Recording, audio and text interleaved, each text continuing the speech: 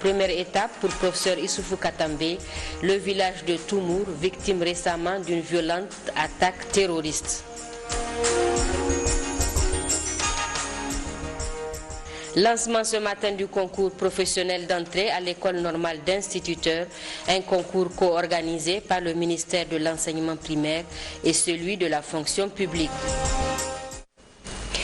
Bonsoir à tous et merci de nous rester fidèles. Il est prévu en cours de nuit des passages nuageux sur le nord Tillabéri, le Tamesna et le nord Aïr. Le bulletin météo est présenté par Moumouni Kaougé Boubacar. Mesdames et messieurs, bonsoir. Ce matin, les températures ont continué à baisser sur le nord et l'est du pays avec 11 degrés enregistrés sur le département de Bilma et des températures autour de 15 degrés sur le Manga. Il a été enregistré 13 degrés à Magaria, 16 à Maradi, des températures autour de 21 degrés sur la région de Niamey, 22 à Tillabéri et 15 degrés sur la ville d'Agadez. Cet après-midi, sur l'imagerie satellitaire, le ciel est dégagé sur la bande sud du pays, notant cependant des passages nuageux sur le nord des régions du fleuve ainsi que sur le nord Aïr et qui devraient persister en cours de nuit. Pour la matinée de demain, il est prévu une persistance de la couverture nuageuse sur le centre et le nord des régions du fleuve ainsi que sur le nord de l'Aïr et sur le Tamesna et un ciel dégagé ensoleillé sur le reste des localités. Pour les températures prévues pour la matinée de demain, elles seront de 8 degrés sur le département de Bilma, autour de 15 degrés sur le Manga, 12 à Magaria, 18 sur la ville de Zander, 16 à Maradi, des températures qui vont tourner autour de 20 degrés sur les régions du fleuve, 17 degrés à Birnin-Koni et 18 degrés sur la ville de Tawa. Chers téléspectateurs, surtout pour cette page météo, au revoir et à la prochaine. Et cette note nécrologique avec le décès ce jour samedi 19 décembre 2020 à Niamey de l'ancien ministre et ancien directeur général de l'Institut de formation aux techniques de l'information et de la communication ISTIC, M. Kamed Abdoulaye. La dépouille a été transportée cet après-midi par avion pour être inhumée ce soir même à son village natal dans le département de Tintabaraden dans la région de Tawa. Que son âme repose en paix. Amen. Cela dit, le ministre de la Défense nationale, professeur Issoufou Katambe, a entamé jeudi dernier une mission de travail dans la région de Difa. Première étape de ce déplacement, le village de Toumour a l'effet de manifester toute la solidarité et la compassion du président de la République aux populations de cette localité, victime récemment d'une violente attaque de Boko Haram. Le compte rendu d'Abdraman Boukari et Hassan Abdou. Le ministre de la Défense nationale, le professeur Issoufou Katambe, qui voyage à la tête d'une forte délégation composée du chef d'état-major général des armées et des hauts responsables militaires, a été à sa descente d'avion accueilli par le gouverneur de la région de Difa, M. Issa Lemine, avant de passer en revue un détachement composé de 2 sections de la force expéditionnaire qui lui rendait les honneurs, puis salué par les anciens combattants, les hauts gradés de la garnison de Difa et ceux de la force multinationale mixte de lutte contre le terrorisme dans le bassin du lac Tchad, ainsi que les épouses des forces de défense et de sécurité qui se sont fortement mobilisées pour donner un éclat tout particulier à cet accueil. En route pour Toumour, la délégation ministérielle conduite par le professeur Issoufou Katambe a su constater de visu les différentes difficultés liées à ce trajet, en cause les inondations qui ont colonisé l'axe principal, obligeant ainsi les usagers à un contour sur plus de 100 km. À cela s'ajoute l'inaccessibilité de Toumour devenue une île. À travers ce déplacement, il s'est donc agi pour le ministre de la Défense nationale de manifester une fois de plus à toute sa solidarité et sa compassion à l'endroit des habitants de Toumour, victimes de la pire cruauté de Boko Haram, survenue à la veille des élections locales. Depuis quelque temps, Toumour est devenu d'abord une île et à la suite de ça, les éléments de Boko Haram sont venus dans cette ville, incendier, comme vous l'avez vu, beaucoup de maisons et surtout incendier pratiquement tous les hangars de marché et les habitations, les boutiques et autres. C'est vraiment une situation très dramatique que nous avons vue ici et c'est pour cela que son Excellence, Monsieur le Président de la République, chef de l'État, nous a envoyés ici pour compatir les douleurs que souffrent les populations de Toumour et leur donner l'assurance que très bientôt toutes les dispositions seront prises pour leur venir en aide en ce qui concerne les problèmes d'alimentation, les problèmes pharmaceutiques et surtout les problèmes de sécurité. Comme vous l'avez constaté, nous sommes venus avec les responsables des forces de défense et de sécurité au plus haut niveau. Vous avez vu la présence du chef d'état-major, général des armées. Vous avez vu la présence du haut commandant adjoint de la gendarmerie et tous les responsables au niveau de la région de Difa en ce qui concerne la sécurité, la défense et la sécurité. Nous sommes venus avec eux pour confirmer aux populations que toutes les dispositions seront prises pour que la sécurité de ce village-là soit assurée. Et c'est pour ça que nous avons demandé à ceux qui ont quitté le village de revenir et ceux qui ont l'intention de partir de rester, parce que nous prendrons en tout cas toutes les dispositions pour assurer leur sécurité. Ce message fort encourageant du ministre de la Défense nationale, le professeur Issoufou Katambe, a été hautement apprécié par les populations de Toumour qui ont, par la voix de leur chef, exprimé une fois de plus toute leur profonde gratitude et reconnaissance totale aux autorités de la 7e République pour leurs efforts sans cesse en faveur de la paix dans la région de Difa. Une caravane de sensibilisation du comité des sages de la Commission nationale des droits humains sur la tenue des élections apaisées au Niger était ce matin à Tillabéri, où elle a rencontré les leaders religieux, les organisations de la société civile et les responsables des partis politiques. Le compte-rendu de Bada Salamatou et Amadou Ibrahim. Il s'est agi à travers cette rencontre initiée par le comité des sages mis en place par la Commission nationale des droits humains d'amener ces différents acteurs à s'impliquer pleinement en vue des élections libres, transparentes et apaisées. Il s'agit pour ce comité de sages donc de sensibiliser ces différents acteurs sur la nécessité de la consolidation de la paix dans ce processus électoral en cours dans notre pays. Pour apporter sa contribution à des élections démocratiques apaisées sur la base des principes de Paris et sur la base également de la loi qui régit la Commission nationale des droits humains, conformément à sa mission de veiller à l'effectivité des droits et des libertés consacrés par notre Constitution, a réactivé en février 2020 le comité de sages qu'elle avait mis en place dans le cadre du monitoring du processus électoral de 2016. Ce comité, après avoir rencontré toutes les parties prenantes et à leur demande, les centrales syndicales représentatives en appellent à la conscience de tous afin que chacun à sa manière contribue à la tenue d'élections inclusives, transparentes, justes et apaisées. Dans son mot de bienvenue, le vice-maire de la commune urbaine de Tillabéri, Moussa Douma, a salué cette initiative qui viendra soutenir les efforts de l'État dans la recherche de la quiétude. Nous sommes venus avec eux pour confirmer aux populations que toutes les dispositions seront prises pour que la sécurité de ce village-là soit assurée. Et c'est pour ça que nous avons demandé à ceux qui ont quitté le village de revenir et ceux qui ont l'intention de partir de rester, parce que nous prendrons en tout cas toutes les dispositions pour assurer leur sécurité. Ce message fort encourageant du ministre de la Défense nationale, le professeur Issoufou Katambe, a été hautement apprécié par les populations de Toumour qui ont, par la voix de leur chef, exprimé une fois de plus toute leur profonde gratitude et reconnaissance totale aux autorités de la 7e République pour leurs efforts sans cesse en faveur de la paix dans la région de Difa. Une caravane de sensibilisation du comité des sages de la Commission nationale des droits humains sur la tenue des élections apaisées au Niger était ce matin à Tillabéri, où elle a rencontré les leaders religieux, les organisations de la société civile et les responsables des partis politiques. Le compte-rendu de Bada Salamatou et Amadou Ibrahim.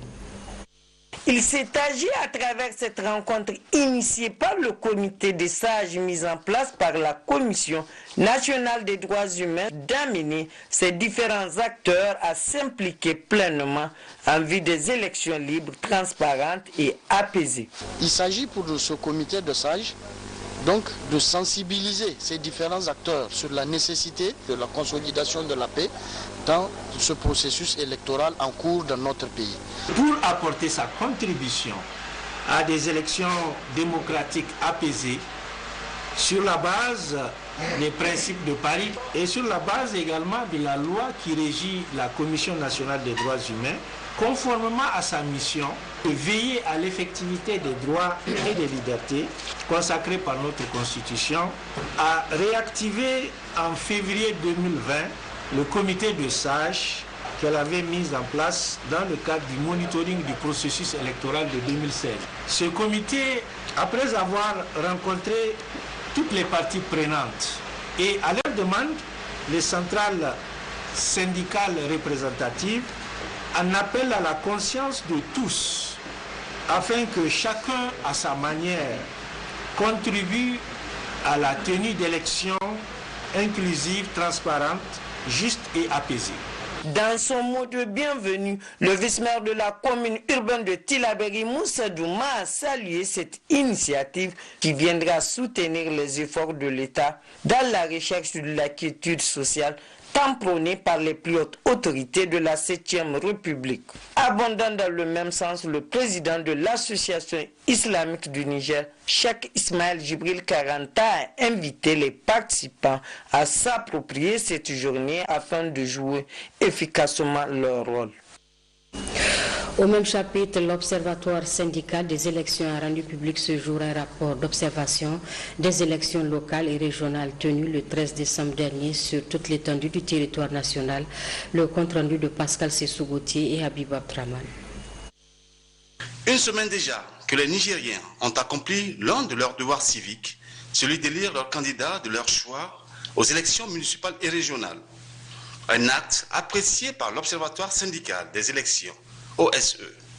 Et pour la cause, ce sont des équipes d'observateurs et de superviseurs qui ont été déployées sur toute l'étendue du territoire par l'OSE.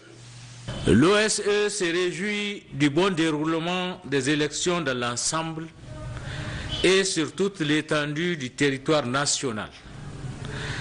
Elles se sont déroulées dans le calme, la sérénité, l'apaisement, ce qui témoigne de l'attachement du peuple nigérien à la démocratie, à la paix, à la quiétude sociale et à l'état de droit. Outre l'absence de violence qui a caractérisé ce scrutin, on note avec satisfaction l'affluence des électeurs jeunes, vieux et surtout les femmes dans les bureaux de vote. Au regard de ces constats, des recommandations ont été formulées par l'Observatoire syndical des élections afin que ces échéances électorales du 27 décembre se déroulent dans un climat apaisé. À l'issue de l'ensemble des opérations de vote qui ont été observées lors des élections locales et régionales, l'OSE formule les recommandations dont la teneur suit. À l'endroit du gouvernement, l'observation de la stricte neutralité et sans aucun parti pris dans le déroulement des élections, la transmission et la proclamation des résultats, conditions sine qua non de l'acceptation par tous des résultats qui en seront issus. La mise à la disposition de la CENI des moyens conséquents à l'endroit de la Commission électorale nationale indépendante. Le renforcement de la formation des membres du bureau de vote à temps avant la tenue des élections législatives couplées au présidentiel premier tour. À l'endroit des partis politiques, le choix des représentants et des responsables des bureaux de vote majeurs est suffisamment édifié. À l'endroit de la société civile, la sensibilisation de la population pour permettre aux électeurs de comprendre l'importance du vote. À l'endroit du Conseil supérieur de la communication CST, la mise en œuvre du respect des textes que les journalistes se sont librement donnés. L'Observatoire syndical des élections a vivement apprécié la participation des Nigériens ayant pris part à ce scrutin du 13 décembre 2020. Ils invitent par la même occasion ces derniers à sortir davantage pour accomplir leur devoir mieux, faire montre d'une belle exemplarité dans le processus de ces élections. Et puis nous poursuivons ce soir la diffusion de la série de portraits des différents candidats à l'élection présidentielle du 27 décembre que nous avons entamé dans notre édition d'hier. Ce soir, nous vous proposons de découvrir le candidat du CRPD Soulhou, M. Ibrahim Gadou.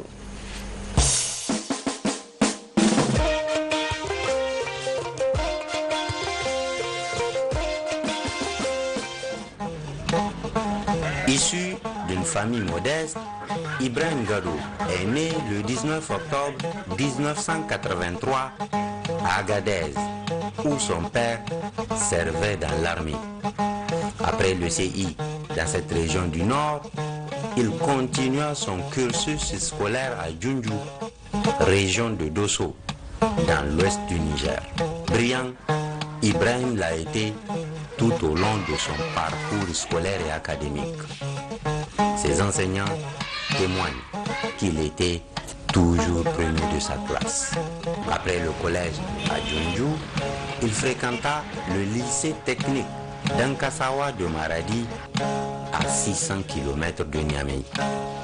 Il en ressort avec son bac génie civil avant de bénéficier d'une bourse de l'État pour étudier à l'université Badji Mokhtar d'Annaba en Algérie. C'est là qu'il décrocha son diplôme d'ingénieur en informatique. Né avec du poil de leadership, le jeune ingénieur informaticien ne s'accommode pas longtemps de travailler pour quelqu'un. Il créa sa propre société, Osborne, qui a plusieurs compartiments, dont l'informatique, la télécommunication et les BTP. Élevé dans le moule islamique, il est resté soudé à la pratique de sa religion. Ibrahim Gadou est devenu un farouche adversaire de la pauvreté qu'il combat dans la mesure de ses capacités à travers des œuvres sociales qui lui ont valu le sobriquet de bon samaritain. Sollicité de partout et poussé par la population qui voit en lui un patriote soucieux de son peuple, Ibrahim Gadou décide de se lancer en politique et crée le Conseil républicain pour le progrès et la démocratie, CRPD Soulhou.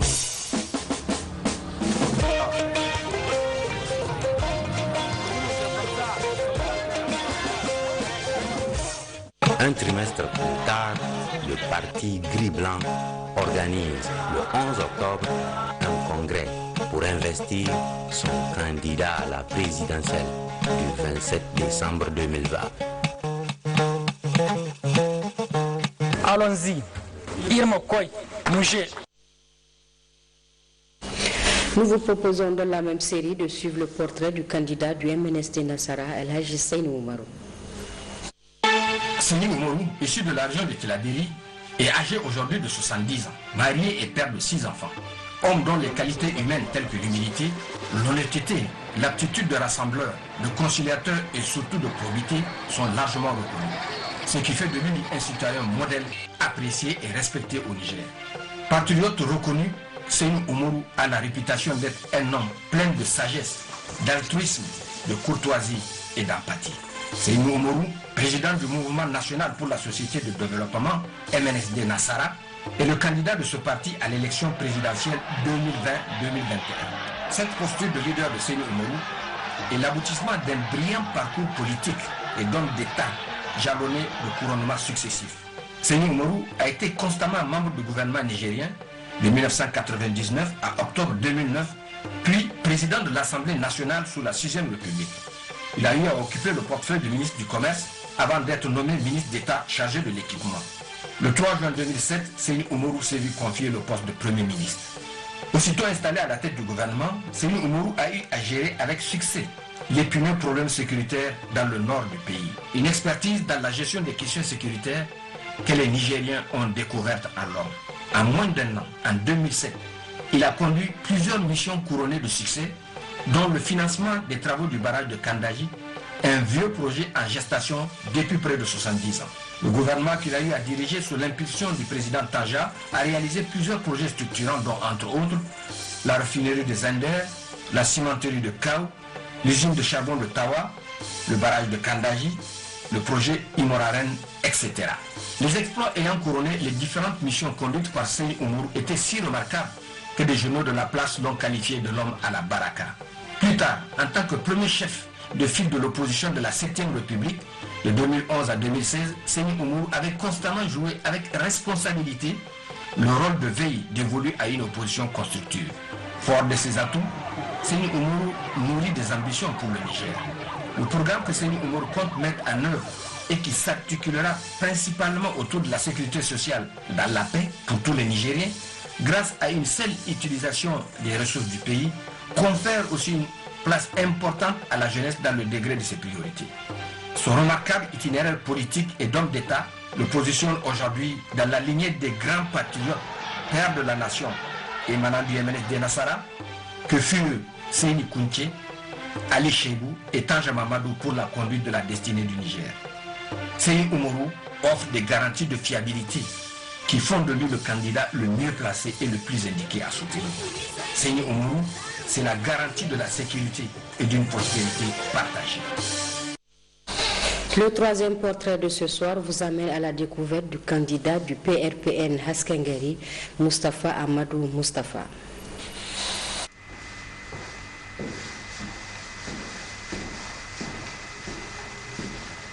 Né le 2 décembre 1976 à Zender, Moustapha Mamadou Moustapha est candidat aux élections présidentielles au titre du Parti pour la Révolution politique au Niger, PRPN Haskengari.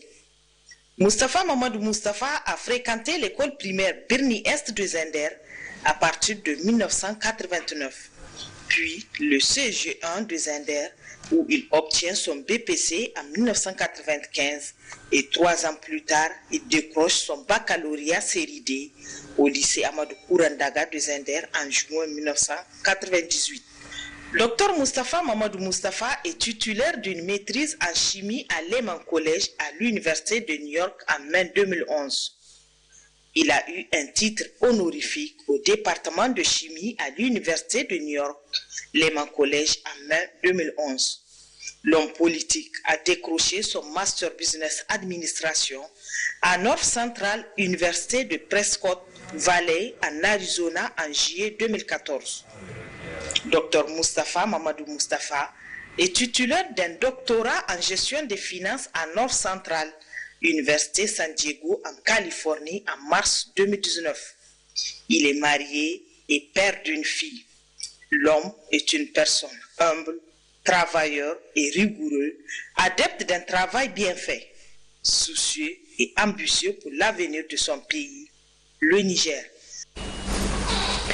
Le quatrième candidat de la série de ce soir est Abdelkader Oumarou Alpha du groupement Gaya Zabé. Son portrait ne nous est pas parvenu. Toutefois, vous suivrez juste après ce journal l'entretien de Abdelkader Oumarou Alpha de Gaya Zabé ainsi que ceux de Ibrahim Gado du CRPD Soulhou et Moustapha Mamadou Moustapha du PRPN Haskengari. Séni Oumarou du MNSD Nassara, quant à lui, n'a pas pu enregistrer l'entretien dans la période réservée à cet exercice par le Conseil supérieur de la communication. Vous suivrez les différents entretiens dès la fin de cette édition. Le président du PNDS Taraya Bazoum Mohamed a animé hier 2 meetings populaires dans la région de Dosso. Le premier à Kobadei dans la commune de Fakara et le second à Dosso où les militants du dit parti sont venus massivement pour la circonstance. Ali Hashimou, Haris Garba, Habibou Bako. Kobodei, Fakara, une jeune commune rurale située à plus de 25 km de Kodo dans le Boboui, était hier en fait avec le déplacement des responsables du Parti Rose, notamment le président Bazoum Mohamed, qu'accompagnent pour la circonstance les représentants des 55 partis politiques qui soutiennent dès le premier tour des présidentielles prévues le 27 décembre 2020 sa candidature. Ainsi, le président départemental PNDS Taraya de Boboui et le président communal du Fakara ont rappelé que le PNDS Taraya a remporté les élections locales du 13 décembre 2020, tout en rappelant que le Fakara a besoin pour le moment des routes, de l'électricité et des centres de santé. Dans leurs interventions, le président du PNDS, Tareya Bazoum Mohamed, relayé pour la circonstance par le secrétaire général du parti, Assoumi Saoudou, tous ont promis que le problème du réseau routier et de la cité constitue la première action à réaliser une fois qu'il sera élu président de la République du Niger. À Dosso, c'est un méga meeting qui a été organisé par les militantes et militants au stade municipal de Dosso venus pour apporter leur soutien au candidat du PNDS Tareya pour les élections du 27 décembre 2020. Pour joindre l'utile à l'agréable et après plusieurs allocutions des responsables de la section PNDS de Dosso, un parti politique de la place a lui jeté l'éponge pour regagner le rang du Parti Rose. Nous, militantes et militants de la coordination régionale de Dosso, décidons d'adhérer à compter de ce jour, vendredi 18 décembre 2020, au PNDS Tareya, de soutenir sans réserve les actions de son Excellence Issoufou Mohamedou, président de la République, et de son gouvernement dirigé par son Excellence Brigitte Raffini, Premier ministre, et de soutenir la candidature de son Excellence, le président Bazoum Mohamed, aux prochaines élections présidentielles.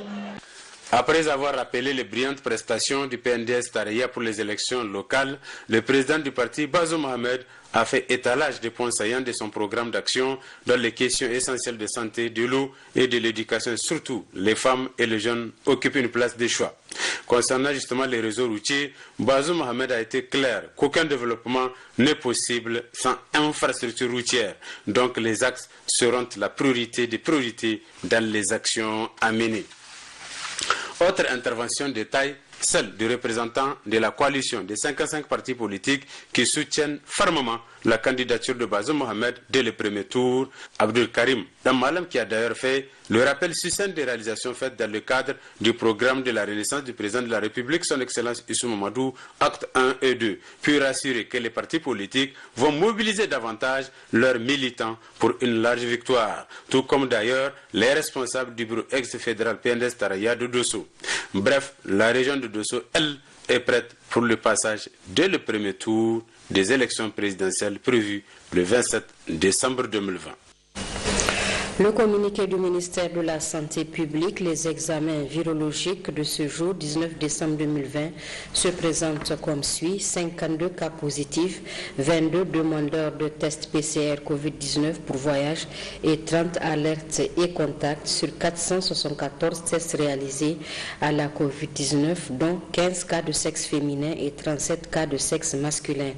Ces cas positifs sont répartis comme suit. 25 au niveau de la région de Niamey, 20 au niveau de la région de Tillabéri, 2 au niveau de la région de Tawa, 3 au niveau de la région de Maradi et 2 au niveau de la région de Dosso. Un décès enregistré ce jour au niveau de la région de Tillabéri. À ce jour, sur 56 198 personnes testées, 2712 sont déclarées positives à la COVID-19, parmi lesquelles 1406 guéris, 86 décès et 1120 cas actifs. Le gouvernement attire l'attention des populations sur le fait que le virus circule fortement au niveau communautaire. La majorité des cas ne présentent pas de signes de maladie, mais portent le virus. Pour interrompre la transmission, tout cas actif doit être mis sous traitement par les services compétents. Enfin, le gouvernement invite la population au respect strict des mesures barrières, notamment le port du masque, le lavage des mains à l'eau et au savon. Pour toute information, appelez le 15. La suite de cette édition, le directeur du recrutement des agents de l'État à la fonction publique, représentant le ministre de la fonction publique, a procédé ce samedi au lancement officiel du concours professionnel d'entrée à l'école normale d'instituteurs, un concours co-organisé par le ministère de l'enseignement primaire et celui de la fonction publique. Maria Makaita et Hamidou Abdoulaye. Ils sont 5812 candidats répartis sur l'ensemble du pays à se présenter au concours d'entrée en première année de la section spéciale des écoles normales d'instituteurs. La région de Niamey, choisie pour le lancement officiel, en compte 1316 candidats répartis dans 2 centres, le lycée Issa Korombe et l'école Djori.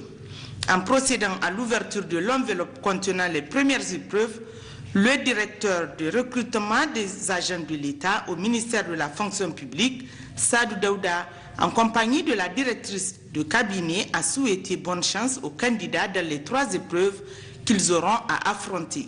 Il s'agit de la culture générale, la pédagogie générale et les mathématiques. Nous avons des candidats, tous de l'option enseignement traditionnel. Ici, il y a 3 options, dont 2 options se retrouvent dans un seul corps qu'on appelle enseignement du cycle de base 1, qui est composé de ceux qui font enseignement traditionnel et de ceux qui font enseignement franco-arabe. Maintenant, l'autre côté, c'est l'enseignement préscolaire, communément appelé jardin d'enfants. Mais il faut souligner que parmi ces candidats, il y a des candidats handicapés qui souffrent d'insuffisance visuelle. Et ils vont composer en braille la culture générale et la pédagogie générale. Comme il ne va pas, ils sont dispensés de l'épreuve de mathématiques. Bon à savoir, ce test de mise en formation des instituteurs adjoints est prévu pour une journée. Voyons à présent les échos du lancement de ce concours. C'est avec nos correspondants régionaux.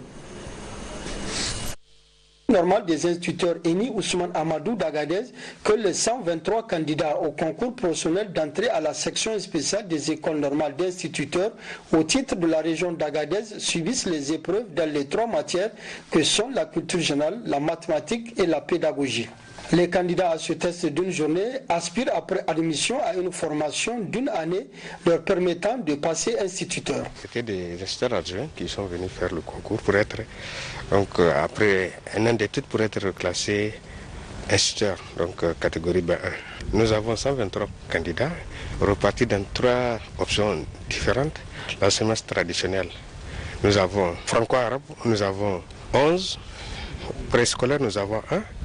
Et 111 au niveau traditionnel. C'est à 8h00 par la lecture de l'épreuve de culture générale que le secrétaire général du gouvernorat d'Agadez a donné le coup d'envoi des épreuves du dit concours dont la bonne organisation mérite d'être saluée, dira Attahir Adam. C'est vraiment un sentiment de satisfaction qui nous anime, tout simplement parce que nous avons retrouvé des responsables qui attendent justement les différentes épreuves de ce concours-là. Ce que j'ai pu noter, l'État a pris toutes les dispositions, n'est-ce pas, pour que ce concours-là soit sécurisé. Donc nous voulons un concours propre, nous voulons à ce que les meilleurs gagnent et nous voulons à ce que vraiment tous ceux qui ont des compétences puissent les faire prévaloir dans le cadre de ce concours-là. Pour qu'à retour, nos enfants, en tout cas, qui vont bénéficier des enseignements de ces encadreurs, aient un enseignement de qualité. Ça, c'est un vœu cher aux autorités de la 7e République, au premier rang desquelles son Excellence Alhaji Issou Mohamedou, qui a fait en tout cas de l'école une priorité.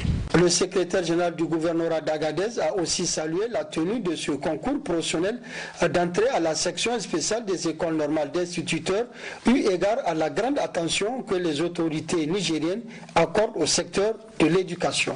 Ce concours organisé par le ministère des Enseignements primaires en collaboration avec le ministère de la fonction publique entre dans le cadre du renforcement des capacités des agents de l'État, particulièrement ceux de l'enseignement primaire.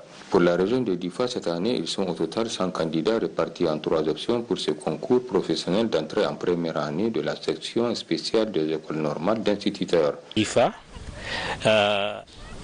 il y a 100 candidats qui sont répartis dans 6 salles. Nous avons 3 options. La première, c'est l'option traditionnelle, où nous avons 89 candidats. Et la deuxième option, c'est le franco-arabe, nous avons 10 candidats. Et la troisième option, c'est l'option préscolaire, où nous avons un seul candidat. Tous les candidats sont présents, ils sont dans leur salle. Nous n'avons rencontré aucun problème majeur en ce qui concerne l'organisation de ce concours-là. Procédant au lancement des épreuves de ce concours, le préfet du département de Difa, au nom des autorités régionales MPC et aussi en propre, souhaitait bonne chance aux candidats avant de leur prodiguer des sages conseils allant dans le sens de donner le meilleur d'eux-mêmes afin de réussir à 100% pour l'honneur de la région. À noter que ces examens ont débuté ce matin par l'épreuve sur la culture générale. Ils sont au total 927 candidats au niveau de la région de Dosso pour ce concours d'entrée dans les sections spéciales des écoles normales d'instituteurs, dont 799 de l'option traditionnelle, 115 de préscolaire et 13 arabisants. En donnant le coup d'envoi des épreuves dans l'enceinte de l'école normale Malibéro de Dosso, le secrétaire général de la région qui avait à ses côtés les responsables académiques de la région, ceux de la fonction publique qui ont la charge de l'organisation de ce concours et ceux des forces de défense et de sécurité s'est exprimé en ces termes. Nous sommes là pour vous encourager et vous souhaiter bonne chance. Vous êtes des enseignants professionnels. C'est un truc que vous connaissez. Donc il n'y a rien qui peut vous surprendre si vous vous êtes préparé conséquemment. Et j'espère que cette année, c'est une année qui va vous porter chance pour l'avoir bien préparée. M. Assoumana Amadou a par la suite ouvert les enveloppes contenant les premières épreuves de chaque option en demandant aux candidats de compter sur leurs propres efforts avant de leur souhaiter bonne chance. Pour le superviseur venu du niveau central, tout se déroule normalement. Dans le cadre du renforcement des compétences, l'État organise ce genre de concours dans le cadre de l'amélioration de la qualité de service et aussi dans la gestion de leur plan de carrière. Donc ce concours a été bien organisé. Il y a 3 épreuves, culture générale, mathématiques et pédagogie. Ils viennent d'affronter la première épreuve, culture générale. Donc tout se déroule très bien. Souhaitons donc ensemble bonne chance aux candidats. Ils sont 943 candidats repartis comme suit. Franco-arabe, 38 candidats, préscolaires, 32 candidats et enseignants traditionnels, 873 candidats, à affronter les épreuves de l'examen du concours professionnel, section spéciale des écoles normales d'instituteurs ENI au titre de l'année 2020-2021. Un concours dont le coup d'envoi a été donné par la représentante du gouverneur de la région de Maradi qui a procédé à l'ouverture du pli fermé. Elle a également tenu à prodiguer quelques conseils aux candidats. Le concours professionnel d'entrée à l'école normale section spéciale débute aujourd'hui. En ce sens, je vous prie de bien faire preuve de sagesse et de responsabilité pour la bonne réussite de ce concours. Bonne chance et surtout comptez sur vos connaissances personnelles. Ce concours est important dans le sens où il permet aux enseignants de se faire recycler au niveau des écoles normales. Nous avions pris toutes les dispositions pour que ce concours d'entrée dans les sections spéciales des ENI, donc pour l'année académique 2020-2021, se déroule dans de très bonnes conditions. L'objectif de ce concours, c'est de permettre aux enseignants de se faire recycler au niveau des écoles normales. Parce que la qualité de l'enseignement tient beaucoup à cœur aux autorités de la 7e République. Au cours de cette journée, les candidats traiteront 3 épreuves, la culture générale, la psychopédagogie et les mathématiques. À Tawa, ils sont au total 851 candidats au présent concours d'entrée dans les sections des écoles normales des instituteurs ENI. Les candidats sont répartis dans 3 options, à savoir l'option traditionnelle, 787 candidats, option franco-arabe, 34 candidats et l'option préscolaire, 29 candidats. Le secrétaire général du gouvernorat d'Ottawa a, avant de procéder à l'ouverture de l'enveloppe scellée contenant la première épreuve portant sur la culture générale, pour prodiguer ces quelques conseils d'usage aux différents candidats. Nous sommes venus vous encourager, vous souhaiter la bonne chance. Chacun doit compter sur ses propres efforts pour réussir. Pas de communication entre candidats, pas de tricherie pour compromettre votre chance. Donc encore beaucoup de courage et bonne chance. Dans le cadre de ce présent concours d'entrée dans les sections des écoles normales des instituteurs, 3 matières seront composées, à savoir la culture générale, la pédagogie générale et la mathématique. Notons que toutes les dispositions ont été prises pour la bonne organisation de ces épreuves, notamment le respect des mesures barrières de lutte contre la propagation de la COVID-19. Dans le but de garantir une meilleure éducation à nos enfants en mettant l'accent sur un enseignement de qualité par un personnel compétent, un concours d'entrée dans les écoles normales des instituteurs, communément appelé section spéciale, est organisé chaque année sur toute l'étendue du territoire national, d'où la présence de ces candidats de la région du fleuve au nombre de 443, parmi lesquels 405 traditionnels, 16 préscolaires et 22 arabisants répartis dans 16 salles. Nous sommes venus pour vous encourager et pour vous dire que nous sommes de cœur avec vous. Vous savez que le gouvernement, sous l'impulsion de son Excellence El Hadji Mahamadou Issoufou, président de la République, chef de l'État, a opté pour un enseignement de qualité. Et faites l'honneur à votre corps. Bonne chance, beaucoup de succès et surtout un 100%. Selon les explications fournies par Karim Mahmoud, directeur régional de la fonction publique, président du concours, tout se déroule normalement. Vraiment, le bénéfice pour ce concours-là est multiple et c'est encore un gain pour nos enfants d'avoir des enseignants de qualité, bien formés. Nous avons pris beaucoup de mesures pour que vraiment les mesures barrières gouvernementales soient respectées. À noter enfin que ce concours de la section spéciale est étanché sur une journée avec comme épreuve culture générale, pédagogie et mathématiques de durée 2 heures chacune. Ils sont au nombre de 1073 candidats à composer à la formation des instituteurs de cycle de base 1 et de préscolaire répartis comme suit. 996 candidats de l'enseignement traditionnel, 57 candidats pour le franco-arabe et 20 candidats pour le préscolaire. Tôt ce matin, le secrétaire général de la région des Zender, Harou Maman, s'est rendu à l'école normale Askia Mohamed des Zender, où il a été accueilli par le directeur régional de la fonction publique et de la réforme administrative avec ses collaborateurs. Avant de procéder à l'ouverture des enveloppes scellées contenant les premières épreuves, le secrétaire général de la région des Zender a rappelé aux candidats que chaque agent de l'État est censé à s'améliorer pour passer à un autre statut et aussi à renforcer sa capacité de connaissance pour pouvoir transmettre ses compétences à ses élèves. Pour sa part, le directeur régional de la fonction publique et de la réforme administrative des Zender, Abdou Hassan, s'exprime sur le plan organisationnel de ce concours. Les épreuves ont commencé à 8 heures. Et qu'il y a 1073 candidats pour 3 options. Il y a ce qu'on appelle option enseignement traditionnel, option franco-arabe et option préscolaire pour 32 salles au total. Et tout se passe très bien et que nous venons donc de finir les 2 premières épreuves et maintenant nous attendons 15 heures pour la dernière épreuve qui est l'épreuve de mathématiques.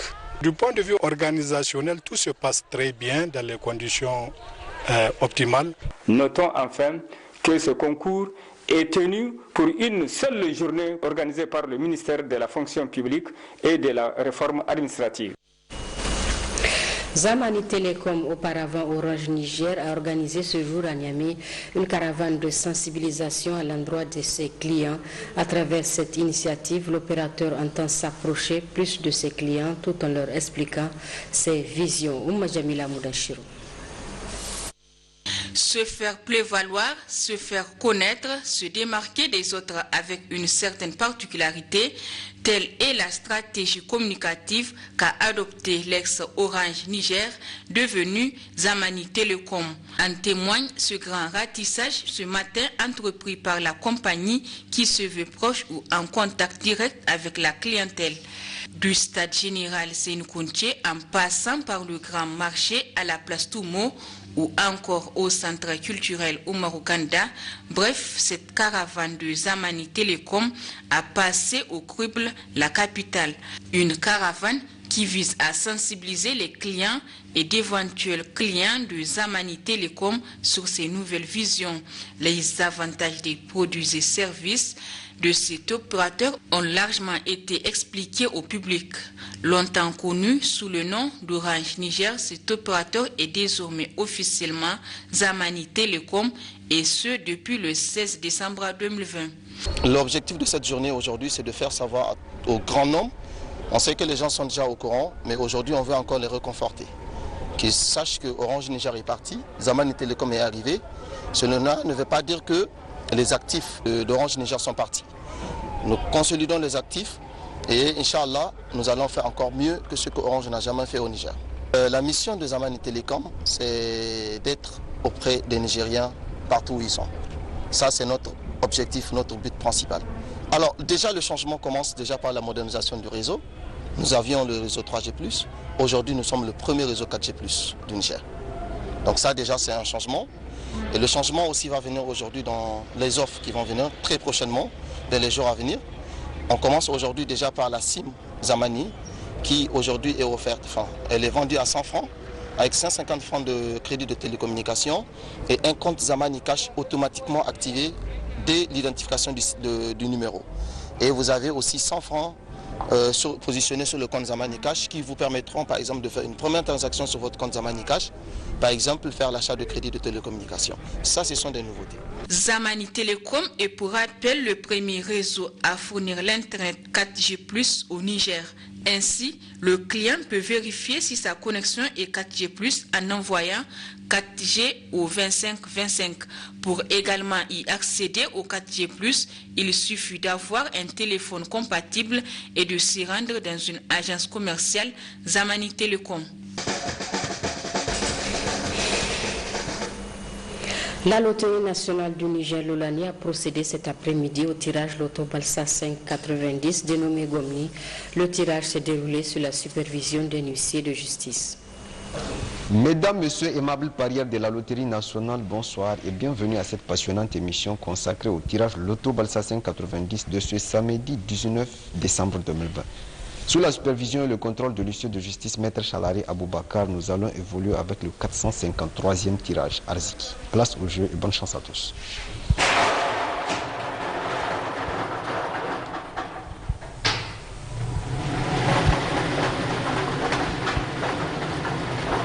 Ce sont 16.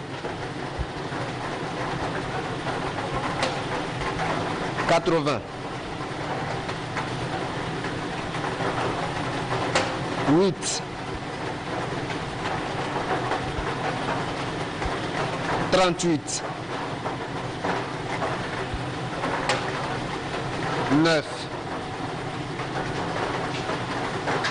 Amis parieurs, nous sommes au terme de cette opération de tirage. Les numéros gagnants de ce soir sont 76, 88, 38, 9.